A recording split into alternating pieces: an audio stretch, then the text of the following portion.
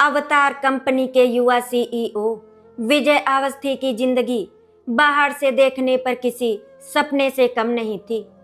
अरबों की संपत्ति, आलीशान कोठी, महंगी गाड़ियां, नौकर चाकर और समाज में सम्मान, सब कुछ उनके पास था। उसकी मां राधिका अवस्थी रोज सुबह ठीक 10 बजे घर से निकलती, अनाथ आश्रम जाती और शाम को 5 बजे वापस लौटती। विजय को तो यही पता था कि उसकी मां अनाथ बच्चों को पढ़ाने जाती हैं। उसको अपनी मां पर पूरा भरोसा था, इसीलिए उसने कभी इस बात की गहराई में जाने की कोशिश नहीं की।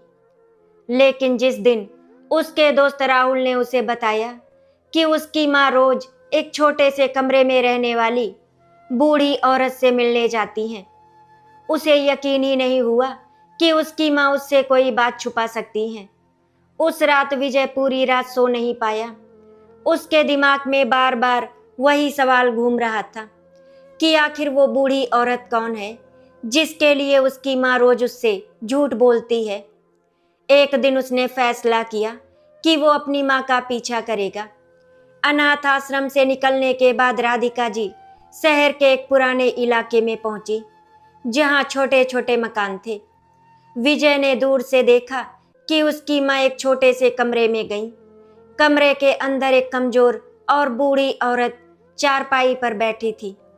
राधिका जी ने उसके सिर पर हाथ फेरा, उसे दवा दी और फिर उसके पास बैठकर बातें करने लगी। ये दृश्य देखकर विजय हैरान रह गया। उसकी समझ में नहीं आ रहा था कि उसकी मां का उस औरत से क्या रिश्ता हो सकता है। वो बिना कुछ कहे वापस लौट आया, लेकिन उसके दिल में अब सवालों का तूफान उठ चुका था। शाम को जब वो हमेशा की तरह अपनी मां को लेने अनाथ आश्रम पहुंचा, तो उसके चेहरे पर बनावटी मुस्कान थी, लेकिन अंदर बेचैनी भरी हुई थी। घर पहुंचकर दोनों ने साथ बैठकर चाय पी। राधिका जी हमेशा की तरह सामान्य दिखने की कोशिश कर रही थी, मगर विजय की निगाहें लगातार उन्हें पढ़ने की कोशिश कर रही थी। आखिरकार विजय ने वो सवाल पूछ ही लिया जिससे राधिका जी सबसे ज्यादा डरती थी।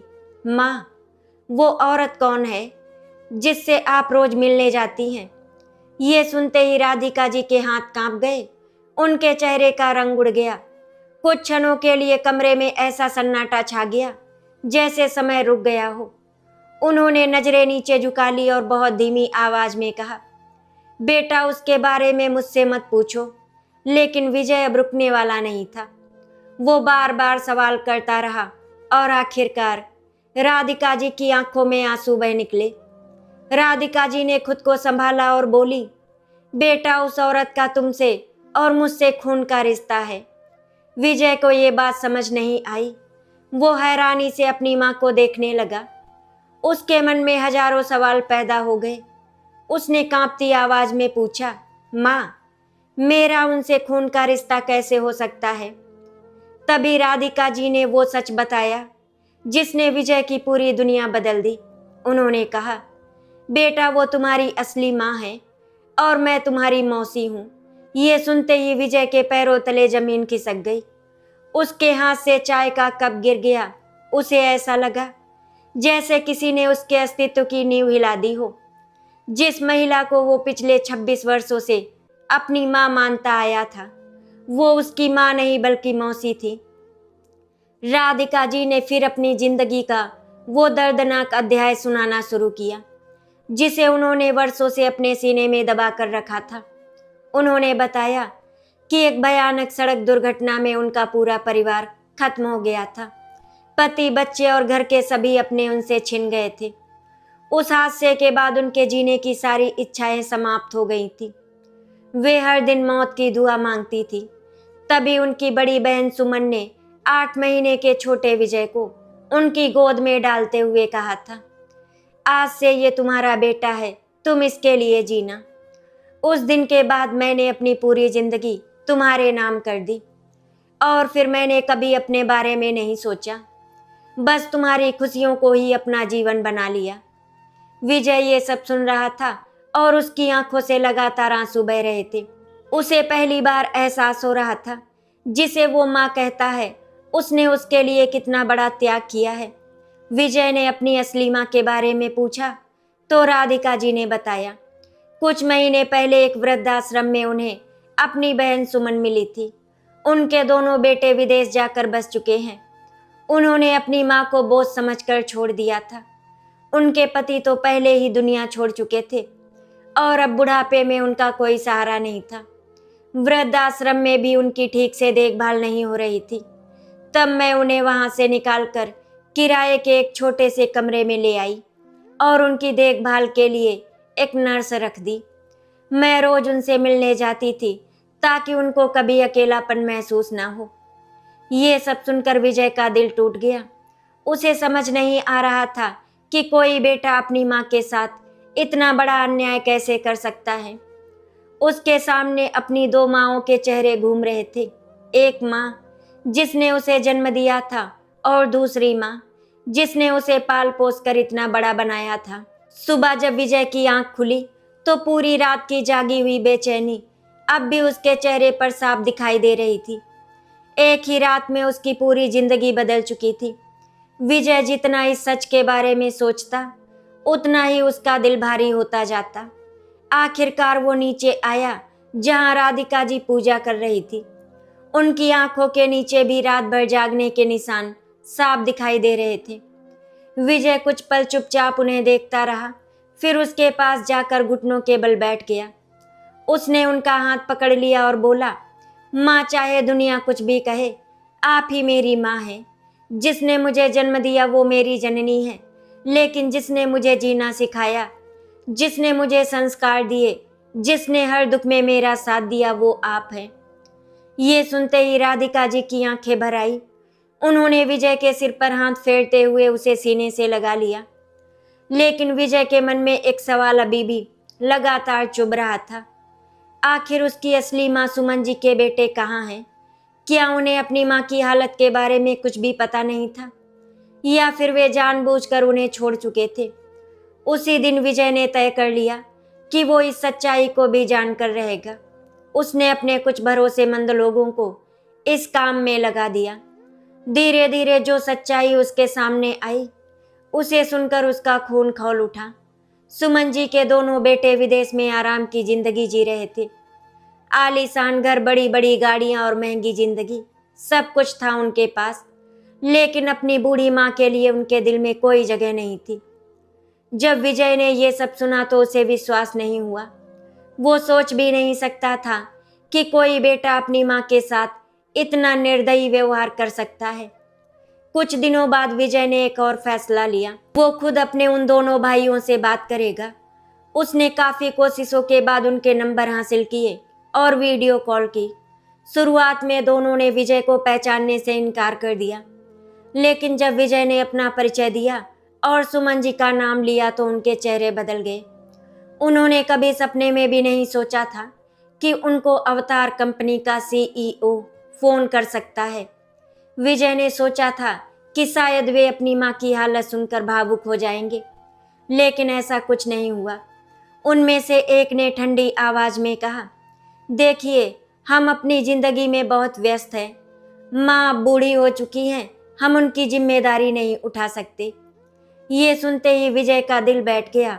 उसने गुस्से में कहा, जिस माँ ने तुम्हें जन्म दिया, बड़ा किया, उसके लिए तुम्हारे पास दो शब्द भी नहीं है। लेकिन दूसरी तरफ से केवल खामोशी मिली। कुछ क्षण बाद कॉल कट गई। उस दिन विजय बहुत देर तक अपने कमरे में बैठा रहा।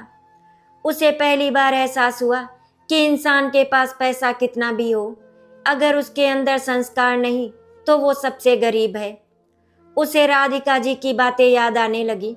उन्होंने हमेशा उसे सिखाया था कि माता पिता भगवान का रूप होते हैं।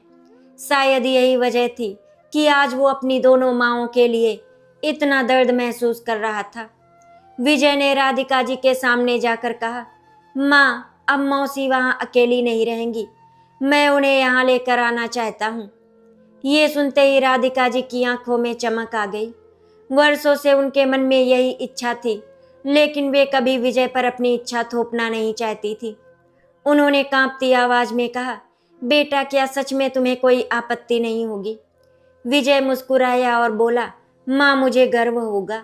अगले दिन दोनों उस छोटे से कमरे में पहुंचे जहां सुमन जी रहती थी। राधिका जी ने उन्हें बताया कि वे अब हमेशा के लिए उनके साथ रहने वाली हैं। तो सुमन जी पहले तो विश्वास ही नहीं कर पाई। उनकी आंखों से आंसू बहने लगे, लेकिन तभी उनकी नज़र विजय पर पड़ी। वे उसे ध्यान से देखने लगी। उनके चेहरे पर उलझन थी। उन्हें समझ नहीं आ रहा था कि ये नौजवान कौन है जो उनके लिए इतना कुछ कर रहा है। तभी राधिका जी ने मुस्कुरा कर कहा, दीदी पहचानो इसे, ये वही विजय है जिसे तुमने 26 साल पहले मेरी गोद में दिया था। ये सुनते ही सुमन जी के शरीर में जैसे बिजली दौड़ गई। उनके हाथ कांपने लगे। वे धीरे धीरे विजय के पास आई और उसके चेहरे को अपने हाथों में पकड़ लिया। उनकी आंखों से आंसू लगातार बह रहे थे। वे कुछ बोल नहीं पा रही थी। 26 साल पहले का वो छोटा सा बच्चा आज उनके सामने एक सफल और संस्कारी युवक बनकर खड़ा था। आखिरकार वे फूट फूट कर रो पड़ी और विजय को सीने से लगा लिया। उस क्षण वहां मौजूद तीनों लोगों की आंखों में आंसू थे, लेकिन ये आंसू दर्द के नहीं, बरसों बाद मिले रिश्तों की खुशी के थे। उस रात जब तीनों लोग एक साथ भोजन कर रहे थे, तो वर्षों बाद घर में एक अलग ही खुशी का माहौल था। राधिका जी बार बार सुमन जी की थाली में खाना परोस रही थी और विजय दोनों बहनों की बातें सुनकर मुस्कुरा रहा था। बाहर से सब कुछ बिल्कुल सामान्य दिखाई दे रहा था, लेकिन सुमन जी के दिल में एक ऐसा तूफान चल रहा था जिसके बारे में वहां किसी को भी अंदाजा नहीं था। विजय को अपने सामने बैठा देखकर उन्हें बार बार 26 साल पुरानी बातें याद आ रही थी। वो समय जब उनकी जिंदगी खुशियों से भरी हुई थी, जब उनके पति जीवित थे, जब उनके दोनों बेटे छोटे थे और जब विजय एक मासूम शिशु था। लेकिन उन्हीं यादों के साथ एक ऐसा राज भी जुड़ा हुआ था जिसे उन्होंने आज तक किसी को नहीं बताया था। वो राज सिर्फ उन्हें और उनके दिवंगत पति को पता था। रात को जब सब लोग अपने अपने कमरों में चले गए, तो सुमन जी की आंखों में नींद नहीं थी। वे अपने कमरे की खिड़की के पास बैठी आसमान की ओर देख रही थी। उनकी आंखों से आंसू लगातार बह रहे थे। तभी राधिका जी उनके कमरे में आईं। उन्होंने देखा कि उनकी बड़ी बहन किसी गहरी चिंता में डूबी हुई है। राधिका जी ने उनके कंधे पर हाथ रखा और पूछा, दीदी क्या बात है, आप खुश नहीं लग रही हैं। ये सुनते ही सुमन जी की आंखें भर आई। उन्होंने धीरे से कहा, राधिका मैं बहुत खुश हूँ कि भगवान ने हमें फिर से मिला दिया, लेकिन एक बात है जो आज भी मेरे दिल पर बोझ बनकर रखी हुई है। राधिका जी हैरान रह गई। उन्होंने कभी अपनी बहन को इतना परेशान नहीं देखा था। उन्होंने पूछा, ऐसी कौन सी बात है जो आज भी आपको परेशान कर रही है? सुमन जी ने सिर झुका लिया और बोली, अभी नहीं, सही समय आने पर सब बता दूंगी। अगले कुछ दिनों तक सब कुछ बहुत अच्छा चलता रहा। विजय अपनी दोनों माँओं का खूब ख्याल रखता था। सुबह ऑफिस जाने से पहले उसके साथ नाश्ता करता और शाम को जल्दी घर लौट आता। पूरे घर में फिर से रौनक लौट आई थी। नौकर चाकर भी ये देखकर खुश थे कि वर्षों बाद राधिका जी के चेहरे पर इतनी सुकून भरी मुस्कान दिखाई दे रही है। लेकिन इन खुशियों के बीच सुमन जी के चेहरे पर कभी कभी ऐसी उदासी आ जाती थी जिसे सिर्फ राधिका जी ही महसूस कर पाती थी। एक दिन विजय ऑफिस से लौट रहा था कि रास्ते में उसकी नज़र एक वृद्ध व्यक्ति पर पड़ी। वो व्यक्ति सड़क किनारे बैठा था और लगातार विजय की कार को देख रहा था। विजय ने पहले इस बात पर ध्यान नहीं दिया, लेकिन अगले दिन वही व्यक्ति फिर उसकी कंपनी के बाहर दिखाई दिया। तीसरे दिन भी वो आदमी वही मौजूद था। अब विजय को ये बात अजीब लगने लगी। उसने अपने सुरक्षा कर्मचारियों को उस व्यक्ति के बारे में जानकारी निकालने के लिए कहा। विजय के मन में एक अजीब सी बेचैनी पैदा होने लगी। उधर सुमन जी भी पिछले कुछ दिनों से बेहद घबराई हुई थी। एक दिन उन्होंने खिड़की से बाहर देखा तो अचानक उनका चेहरा सफ़ेद पड़ गया। उनकी सांसें तेज हो गई और हाथ कांपने लगी। राधिका जी दौड़कर उनके पास पहुंची। क्या हुआ दीदी? लेकिन सुमन जी ने जल्दी से खिड़की बंद कर दी और बोली, कुछ नहीं, मगर उनके चेहरे का डर साफ बता रहा था कि बात बहुत गंभीर है। उस रात उन्होंने खाना भी ठीक से नहीं खाया और जल्दी अपने कमरे में चली गई। अगली सुबह विजय ऑफिस जाने के लिए तैयार हो रहा था कि अचानक घर के मुख्य दरवाजे पर दस्तक हुई। नौकर ने दरवाजा खोला तो बाहर एक बूढ़ा आदमी खड़ा था। उसके कपड़े पुराने थे और चेहरे पर वर्षों की थकान साफ दिखाई दे रही थी। उसने अंदर आने की अनुमति मांगी। नौकर ने जब उसका नाम पूछा तो वो कुछ क्षण तक चुप रहा और फिर बोला, मेरा नाम श्यामलाल है, मुझे सुमन जी से मिलना है। जैसे ही ये नाम सुमन जी ने सुना, उसके हाथ से पानी का ग्लास गिर गया।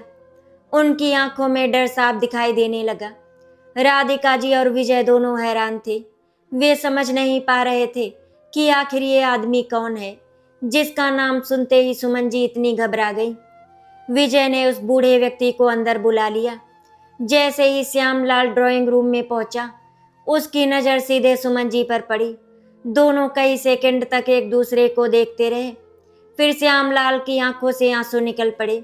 उसने कांपती आवाज में कहा, सुमन जी मुझे माफ कर दीजिए। पूरा कमरा सन्नाटे में डूब गया। विजय और राधिका भी कुछ भी समझ नहीं पा रहे थे। तभी सुमन जी की आंखों से भी आंसू बहने लगे। उन्होंने धीरे से कहा, इतने साल बाद यहाँ आने की क्या जरूरत थी श्यामलाल? तभी श्यामलाल ने कांपती आवाज में कहा, मैं अब ज्यादा दिन जीवित नहीं रहूंगा। मरने से पहले विजय को उसके जीवन का सबसे बड़ा सच बताना चाहता हूँ। ये सुनते ही सुमन जी जोर से चिल्ला उठी, नहीं, विजय को कुछ मत बताना। विजय स्तब्ध खड़ा था। उसे महसूस हो रहा था कि उसकी जिंदगी का एक और बड़ा रहस्य उसके सामने खुलने वाला है।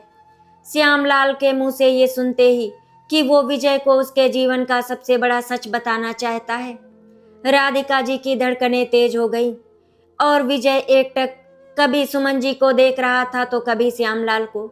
सबसे ज्यादा घबराई हुई सुमन जी थी। उनकी आंखों से आंसू लगातार बह रहे थे। उन्होंने कांपती आवाज में कहा, श्यामलाल, मैंने तुमसे कहा ना, अब उस बात को दफन रहने दो। इतने वर्षों बाद उसे बाहर निकालने से किसी का भला नहीं होगा। लेकिन श्यामलाल की आंखों में पछतावे का दर्द साफ दिखाई दे रहा था। उसने भारी आवाज में कहा, सुमन जी, मैं अपनी गलती का बोझ लेकर अब और नहीं जी सकता। भगवान ने मुझे शायद इसी दिन के लिए जिंदा रखा है। अगर आज भी सच नहीं बताया तो मेरी आत्मा कभी शांति नहीं पाएगी। विजय अब खुद को रोक नहीं पाया। उसने आगे बढ़कर कहा, कोई मुझे बताएगा कि आखिर क्या बात है? मेरी जिंदगी से जुड़ा ऐसा कौन सा सच है जिसे मुझसे छुपाया गया? उसकी आवाज में बेचैनी और दर्द दोनों थे। कुछ पल तक कोई कुछ नहीं बोला। फिर सुमन जी ने अपनी आंखें बंद कर ली। ऐसा लग रहा था जैसे वे वर्षों पुरानी यादों में खो गई हों। आखिर उन्होंने धीरे धीरे बोलना शुरू किया। आज से लगभग 27 साल पहले तुम्हारे मौसा जी का व्यापार बहुत अच्छा चल रहा था। हम लोग खुशहाल जिंदगी जी रहे थे। उसी दौरान एक रात तुम्हारे मौसा जी अपने दोस्त के साथ कहीं से लौट रहे थे। रास्ते में उन्हें सड़क किनारे एक भयानक दुर्घटना दिखाई दी। एक कार गहरी खाई में गिर गई थी। कार में बैठे पति पत्नी की मौके पर ही मौत हो चुकी थी, लेकिन कार के अंदर एक 5 महीने का बच्चा जिंदा था। ये सुनते ही विजय का दिल जोर जोर से धड़कने लगा। सुमन जी आगे बोली, वो तुम थे विजय। कमरे में मौजूद सभी लोग स्तब्ध रह गए। राधिका जी की आंखें फैल गईं। विजय को ऐसा लगा जैसे उसके पैरों के नीचे की जमीन एक बार फिर खिसक गई हो। सुमन जी रोते हुए बोली, बेटा, तुम मेरे पेट से पैदा नहीं हुए थे। उस दुर्घटना में तुम्हारे असली माता पिता की मृत्यु हो गई थी। पुलिस को काफी तलाश के बाद भी उनके किसी रिश्तेदार का पता नहीं चला। तुम्हारे मौसा जी तुम्हें घर ले आए। हम दोनों ने फैसला किया कि हम तुम्हें अपना बेटा बनाकर पालेंगे। हमने कभी किसी को ये सच नहीं बताया। राधिका जी की आंखों से भी आंसू बहने लगे। उन्हें ऐसा लग रहा था जैसे उनकी दुनिया फिर से बदल रही हो।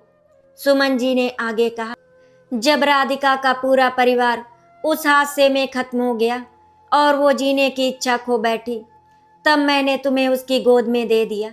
मुझे लगा भगवान ने तुम्हें शायद उसी के लिए भेजा है। उस दिन के बाद राधिका ने तुम्हें अपने बेटे से भी ज्यादा प्यार दिया। विजय बिल्कुल चुप बैठा था। उसकी आंखों से आंसू बह रहे थे। उसे समझ नहीं आ रहा था कि वो किसे अपना कहे और किसे नहीं। पहले उसे पता चला कि राधिका उसकी माँ नहीं बल्कि मौसी है। फिर पता चला कि सुमन उसकी जन्म देने वाली माँ नहीं है। अब उसे लग रहा था कि उसकी पूरी पहचान ही बदल गई है। लेकिन तभी श्यामलाल ने एक और बात कही।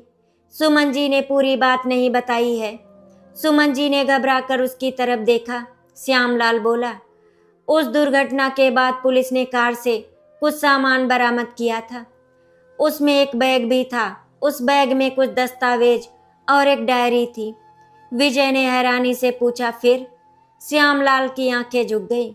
उस डायरी और दस्तावेजों को मैंने अपने पास रख लिया था। मेरे अंदर लालच आ गया था। श्यामलाल ने सिर झुका लिया। मैं उस समय पुलिस स्टेशन में काम करता था। तुम्हारे माता पिता बहुत संपन्न लोग थे। उनकी कुछ जमीनें और संपत्तियां आज भी उनके नाम पर हैं। ये सुनते ही विजय और राधिका जी दोनों हैरान रह गए। तो क्या मेरे असली माता पिता की पहचान आज भी पता चल सकती है? विजय ने कांपती आवाज में पूछा। श्यामलाल ने धीरे से सिर हिला दिया। हाँ बेटा, उनका नाम, पता और सारी जानकारी उस डायरी में लिखी हुई है। ये सुनकर विजय के मन में हजारों भावनाएं एक साथ उमड़ पड़ी। वो अपने असली माता पिता के बारे में जानना चाहता था। तभी श्यामलाल ने एक और बात कही जिसने सबको हैरान कर दिया। लेकिन डायरी मेरे पास नहीं है। फिर कहाँ है? विजय ने तुरंत पूछा। श्यामलाल ने कांपती आवाज में जवाब दिया, वो डायरी 5 साल पहले किसी ने मुझसे चुरा ली थी और जिसने वो डायरी चुराई थी वो आज भी विजय को ढूंढ रहा है। ये सुनते ही सबके चेहरे का रंग उड़ गया। श्यामलाल की बात सुनने के बाद कमरे का माहौल पूरी तरह बदल चुका था। कुछ देर पहले तक जहां सभी लोग पुराने रिश्तों की सच्चाई जानकर भावुक हो रहे थे, वहीं अब सबके मन में एक नया डर पैदा हो गया था। श्यामलाल बार बार अपने आंसू पोंछ रहा था। उसके चेहरे पर पछतावा साफ दिखाई दे रहा था। उसने भारी आवाज में कहा, बेटा, मुझे अपनी गलती की सजा भगवान बहुत पहले से दे रहा है। अगर मैंने लालच में आकर वो डायरी अपने पास नहीं रखी होती तो शायद आज तुम्हें अपने माता पिता के बारे में सब कुछ पता होता। अगले कुछ दिनों तक विजय ने अपने काम से ज़्यादा समय इस रहस्य को सुलझाने में लगाना शुरू कर दिया। उसने अपने सबसे भरोसेमंद लोगों को लगाया कि वे श्यामलाल के पुराने रिकॉर्ड खंगाले।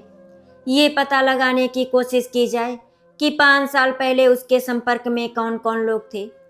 उधर सुमन जी और राधिका जी लगातार भगवान से प्रार्थना कर रही थी कि विजय किसी नई मुसीबत में न फंस जाए। दोनों बहनों ने जिंदगी में बहुत दर्द देखा था। अब जब वर्षों बाद उनके घर में खुशियां लौटी थी तो वे नहीं चाहती थी कि कोई नया तूफान उनकी दुनिया उजाड़ दे। लेकिन किस्मत शायद अभी उनकी परीक्षा खत्म करने के मूड में नहीं थी। एक शाम विजय अपने ऑफिस में बैठा कुछ जरूरी फाइलें देख रहा था। तभी उसके निजी सचिव ने आकर बताया कि रिसेप्शन पर कोई बुजुर्ग व्यक्ति उससे मिलना चाहता है। विजय ने पहले तो मना कर दिया, लेकिन जब सचिव ने बताया कि वो आदमी एक पुरानी तस्वीर देखकर गया है और कहा है विजय इसे देखकर खुद उसे बुला लेगा, तब विजय चौंक गया। उसने वो तस्वीर तुरंत अपने हाथ में ली। तस्वीर को देखते ही उसका दिल जोर जोर से धड़कने लगा। तस्वीर में एक युवा दंपत्ति दिखाई दे रहा था। उनकी गोद में एक 4-5 महीने का बच्चा था। विजय के हाथ कांपने लगे। उसकी आंखें तस्वीर पर जम गईं। उसे पहली बार एहसास हुआ कि शायद यही उसके असली माता पिता थे। उसने तुरंत उस बुजुर्ग व्यक्ति को अंदर बुलाने के लिए कहा, लेकिन तब तक वो जा चुका था। रिसेप्शन के कर्मचारियों ने बताया कि वो व्यक्ति तस्वीर देखकर जल्दी से निकल गया था। विजय ने पूरी बिल्डिंग के सीसीटीवी फुटेज निकलवाए। फुटेज में एक सफ़ेद दाढ़ी वाला व्यक्ति दिखाई दिया, लेकिन उसका चेहरा साफ नहीं दिख रहा था। इससे रहस्य और गहरा हो गया। उस रात विजय तस्वीर लेकर घर पहुंचा। जैसे ही उसने वो तस्वीर सुमन जी और राधिका जी को दिखाई तो दोनों की आंखें फैल गईं। सुमन जी के हाथ कांपने लगे। उन्होंने तस्वीर को ध्यान से देखा और फिर फूट फूट कर रोने लगी।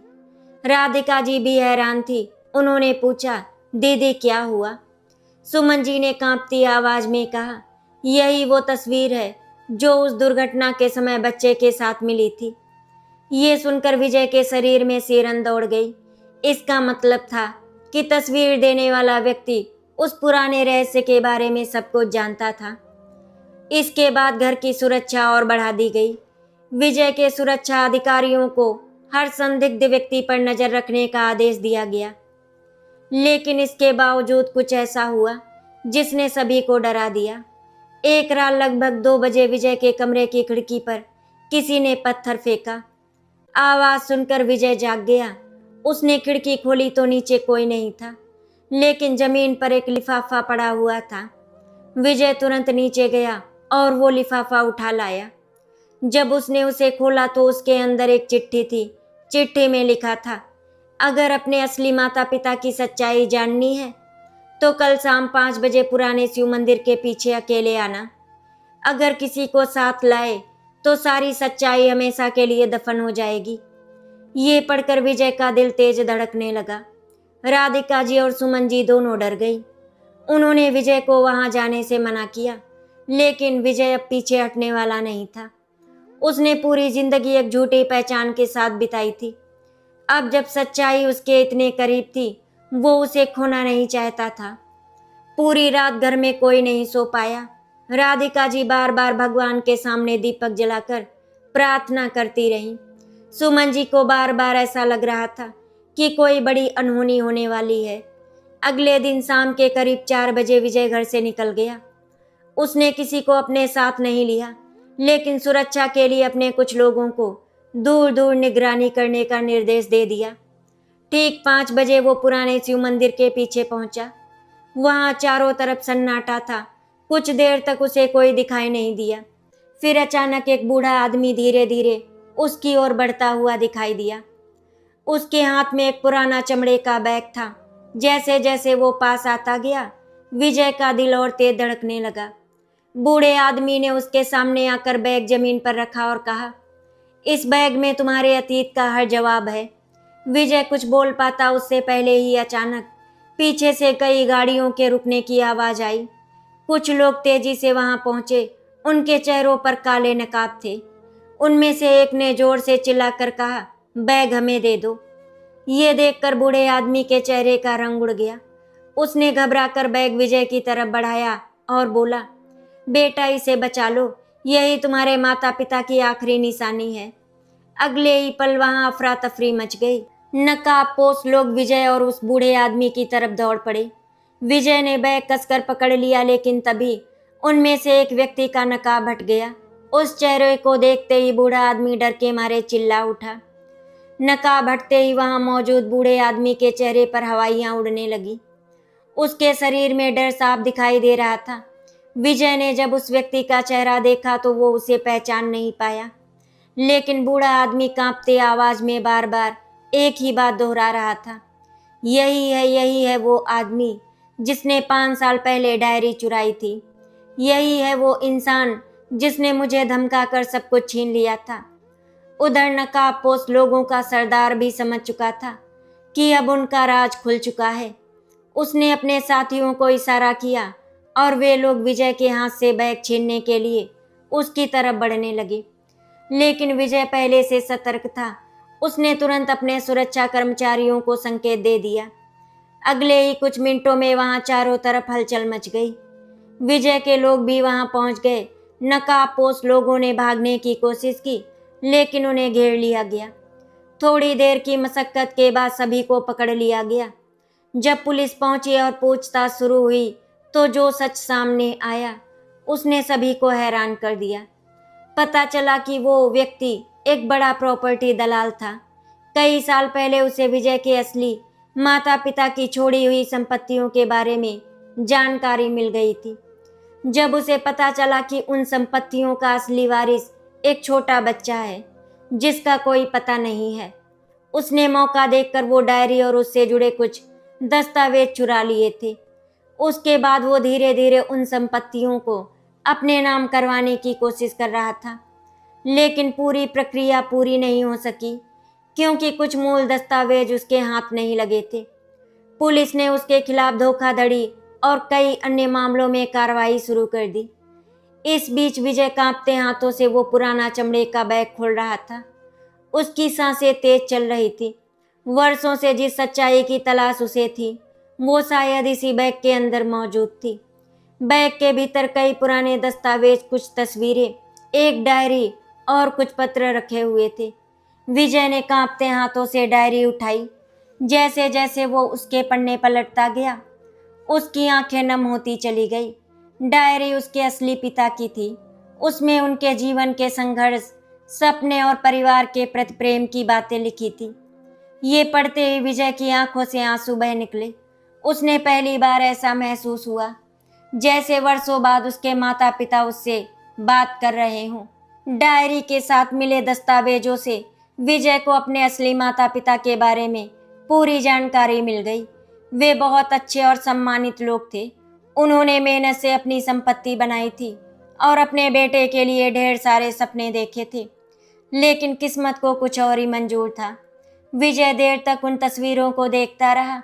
उसकी आंखों के सामने बार बार उन लोगों के चेहरे आ रहे थे जिन्हें वो कभी जान नहीं पाया था, लेकिन जिनका खून उसकी रगों में दौड़ रहा था। जब विजय घर लौटा तो राधिका जी और सुमन जी उसकी राह देख रही थी। दोनों की आंखों में चिंता साफ दिखाई दे रही थी।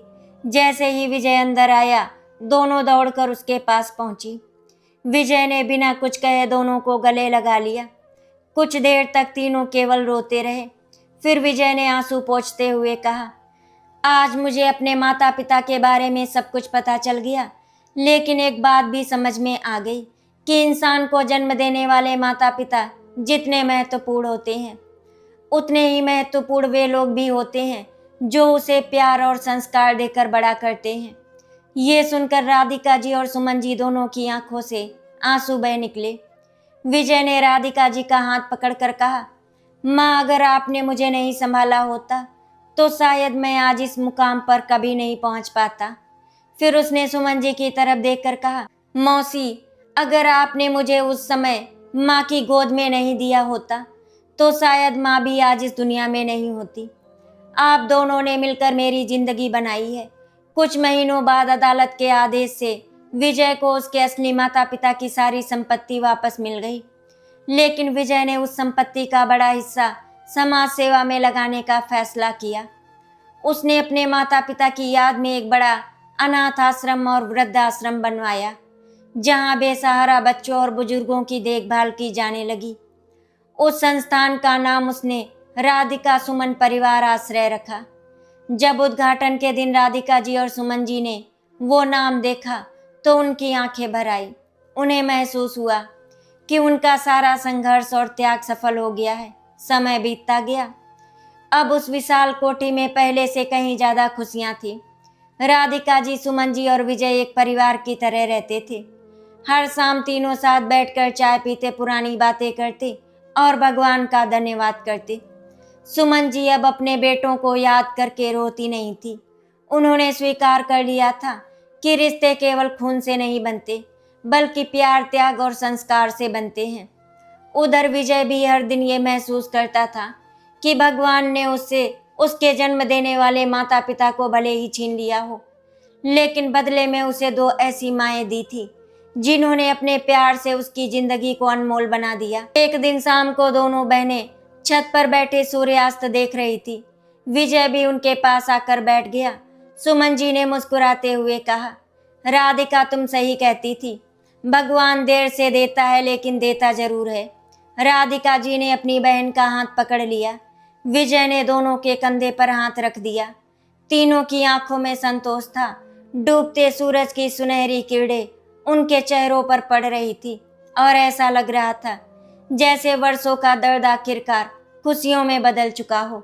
आशा करती हूँ आपको हमारी कहानी अच्छी लगी होगी। अगर आपको हमारी कहानी अच्छी लगी तो वीडियो को लाइक एंड शेयर करें, चैनल को सब्सक्राइब करें। वीडियो देखने के लिए आप सभी का बहुत बहुत धन्यवाद।